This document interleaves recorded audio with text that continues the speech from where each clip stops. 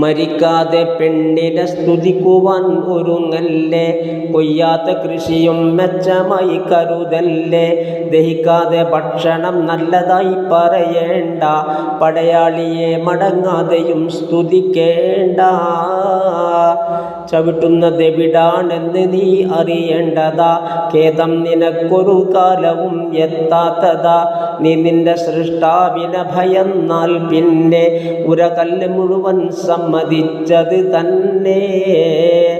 ഹക്കിൻ്റെ സാഹിബിനോട് കൈയടിക്കേണ്ട, അടിപെട്ട് പോകും സോദരാ തുനിയണ്ട.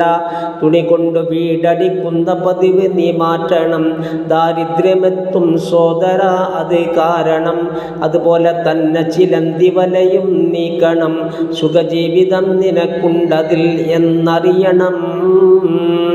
അത് തൊഴുത്തിലായാൽ തന്നെയും നീക്കേണ്ടതാ, നാൽക്കാലികൾ മെലിയാതതിൽ കഴിയുന്നതാ.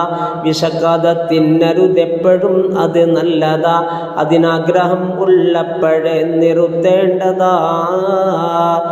പഴം തിന്ന് തൽക്ഷണം വെള്ളവും കുടിക്കല്ലേ, കുടലിനു കേടാ സോദരാ ചെയ്യല്ലേ. ബുസ്താനിലുണ്ടിത് നോക്കിയാൽ കാണുന്നതാ, ഇതുപോലെ പലതും അറിയുവാൻ അതിലുള്ളതാ. ഒന്നിച്ചു മീനും മുട്ടയും തിന്നല്ലേ, പല രോഗമതിനാൽ വന്നിടും കളിയല്ലേ. തൗഫീഖ് ദാ ഞങ്ങൾക്ക് നീ ദയ്യാനേ, ആരാണ് നീയല്ലാതതും ചെയ്യാനേ. തിരുമുസ്തഫ നബി തങ്ങളിൽ ഗുണം ചെയ്യേ, അതുപോലെ തന്നെ സ്വഹാബിലും യാ ഹയ്യേ.